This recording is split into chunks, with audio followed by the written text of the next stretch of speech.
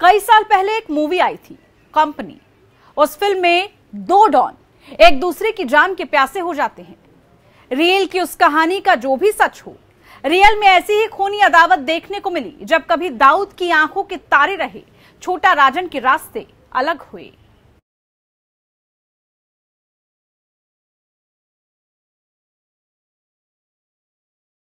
छोटा राजन और दाऊद इब्राहिम की खूनी रंजिश की खूनी छाप सिर्फ मुंबई नहीं बल्कि कई मुल्कों में देखी गई, लेकिन ऐसा हमेशा से नहीं था।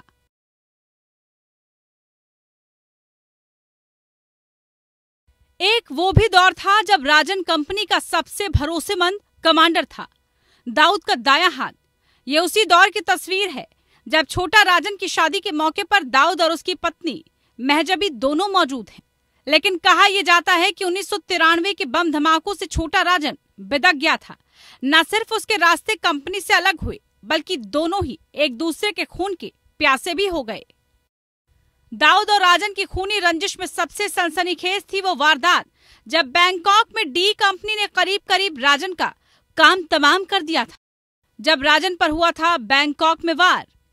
साल 2000 का सितंबर महीना, छोटा शकील के गुर्गे छोटा राजन के करीब पहुंच गए थे। बैंकॉक में मौजूद राजन के पास पहुंचे कंपनी के शूटर। पिज्जा डिलीवरी बॉय बनकर राजन के पास पहुंचे। गोलीबारी हुई।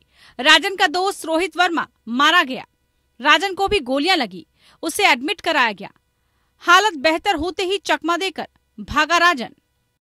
छोटा राजन के अंडरवर्ल्ड में उभरने की अपनी कहानी है।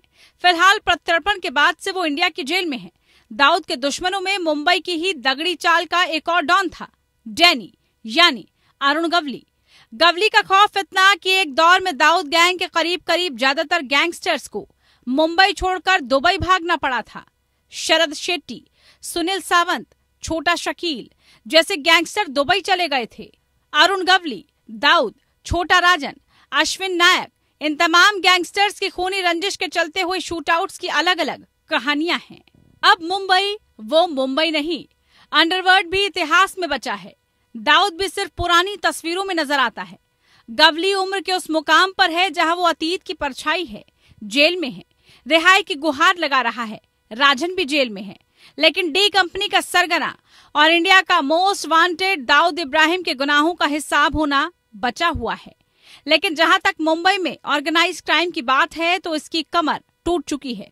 अंडरवर्ल्ड भी अब सिनेमा के पर्दों तक सीमित रह गया है। सही है कि मुंबई में अब अंडरवर्ल्ड नहीं बचा है, लेकिन अंडरवर्ल्ड न बचे रहने के लिए आप ये नहीं कह सकते कि अंडरवर्ल्ड पूरी तरह से खत्म हो चुका है। अंडरवर्ल्ड का दरअसल जो है वो काम करने का तरीका और नजरिया बदल गया है। पहले अंडरवर्ल्ड जो है वो फैला था, पाला पोसा गया था नेताओं और बिल्डरों और उद्योगपतियों के द्वारा। लेकिन अब जो अंडरवर्ल्ड है वो खून खराबा नहीं करता। अब अंडरवर्ल्ड जो है उसकी एक्टिविटीज और उसका पैटर्न बदल चुका है। अब वो लोग जो हैं वो ब्लड डायमंड की तस्करी में लगे हैं, वो गोल्ड की तस्करी में लगे हैं। संगठित अपराध और अंडरवर्ल्ड अब पुराने इतिहास का हिस्सा सा है, लेकिन इसी इतिहास में एक वर्तमान दाऊद इब्राहिम का है, ग्लोबल टेररिस्ट जिसके हाथ खून से रंगे हैं। और जब तक उसका हिसाब नहीं होता, समझ लीजिए देश का एक कर्ज मुंबई पर हमेशा बकाया रह जाएगा।